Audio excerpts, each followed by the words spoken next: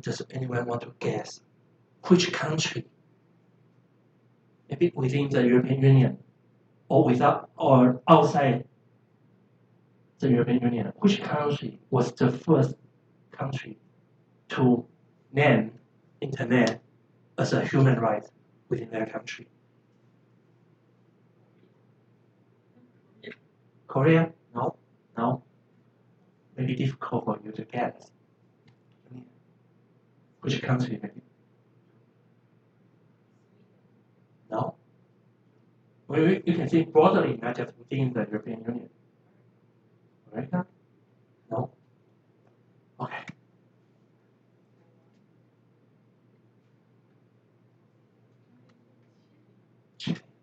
Chile is the first country in the world to legally to put in the law that Internet is a fundamental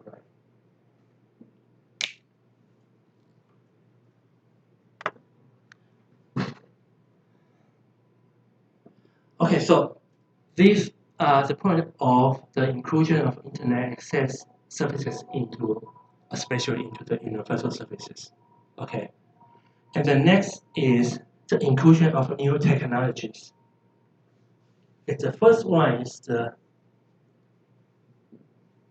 introduction of the very high capacity networks.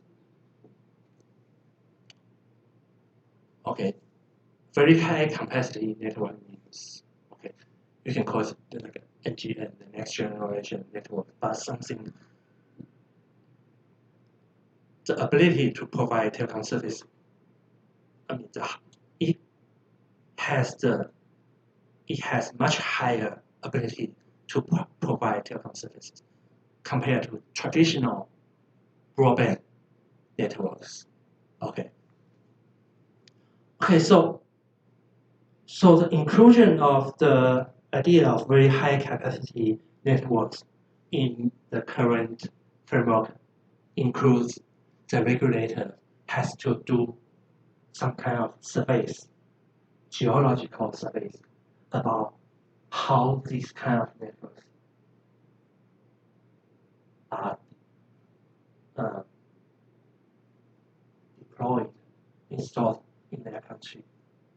And then it can set up the regulations for the telcos within its country to co-invest.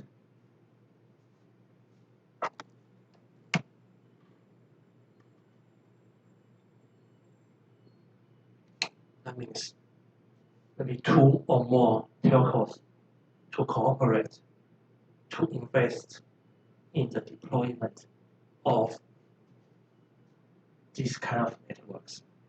So the idea is very similar to the sharing of spectrum, and is to reduce the cost, to allow more telcos to provide services.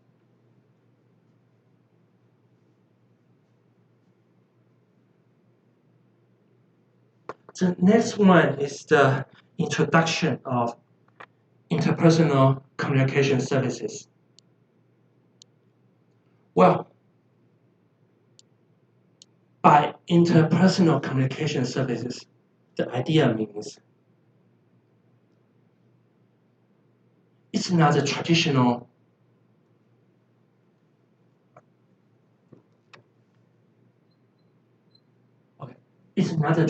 network, the electronic communication networks, but it feels like the traditional networks. Okay? Or it's functionally equivalent to traditional networks. That means it has the same function, but it's different. It's a new kind. Okay. And it can be separated into, where's my mouse?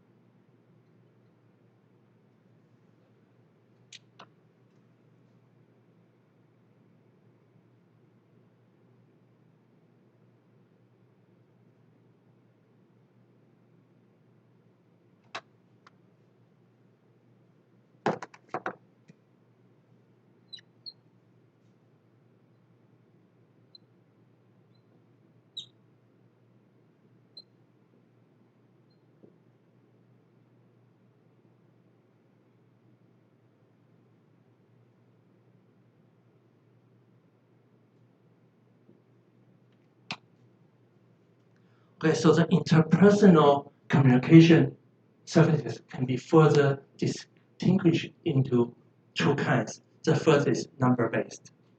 The second kind is non-number-based. And the examples for each category may be defined.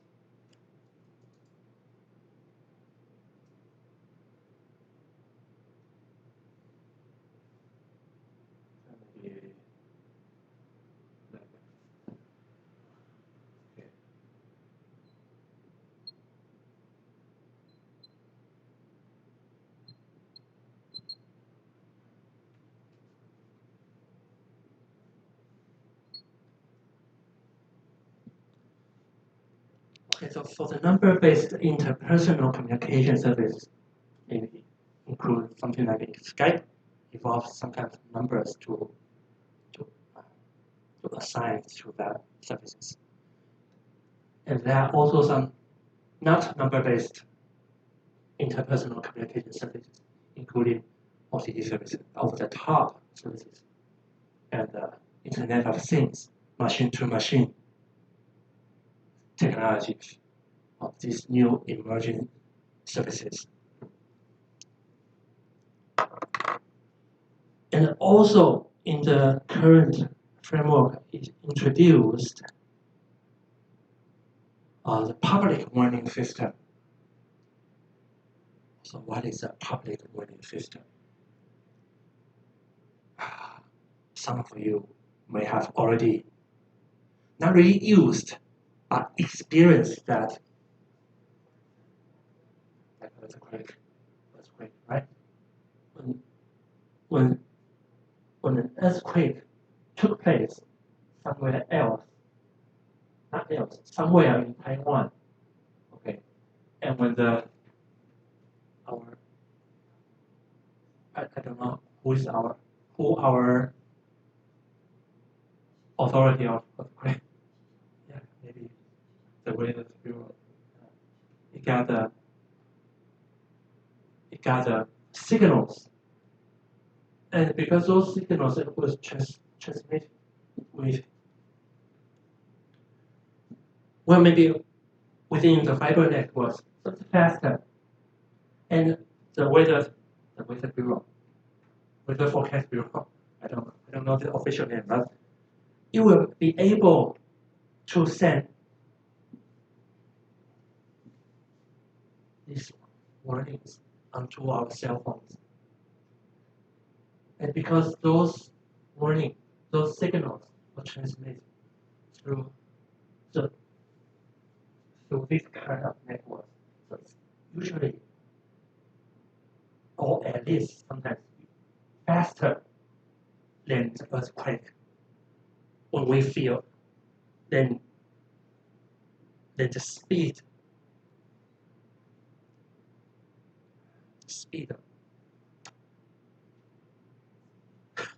what how do we call that?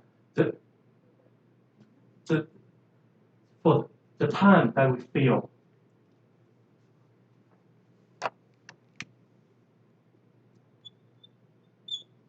For example, we are here, right? And if there's an earthquake occurred,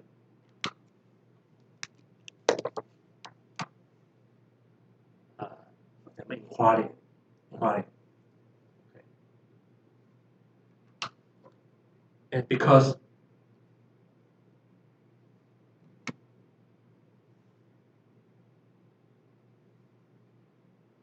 there will be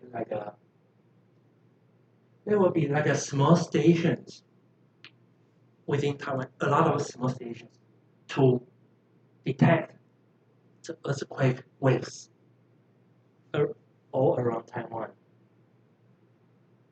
So when there's an earthquake occurred here in Hualien, the nearby detecting stations will be able to know first.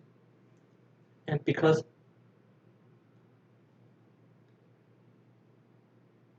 and then you will maybe send to the weather bureau, the headquarters, and then you will be able to send another signal to telcos to send all the warnings to the handset, to the cell phone.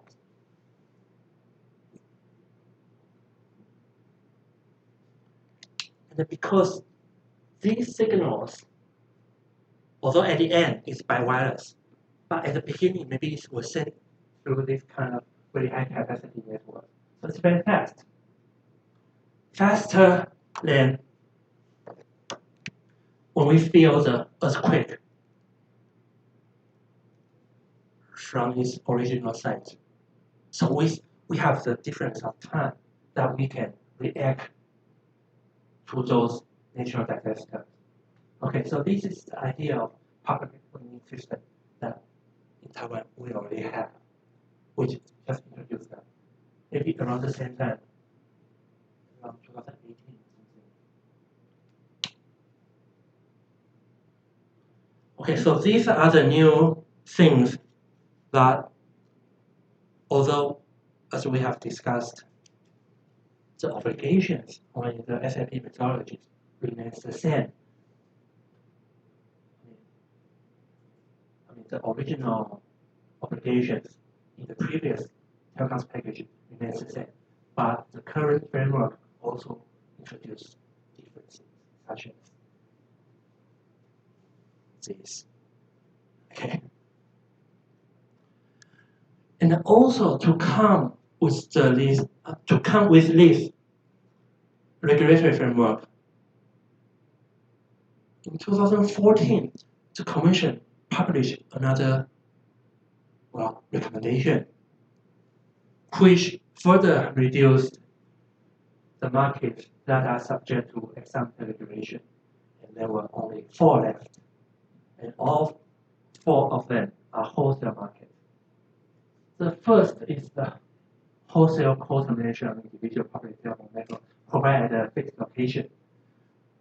Well, this is mainly about the VoIP service. So issues usually occur during the VoIP services. The next one is the wholesale voice call termination on individual mobile networks, whereby this is something about mobile termination. And mobile termination means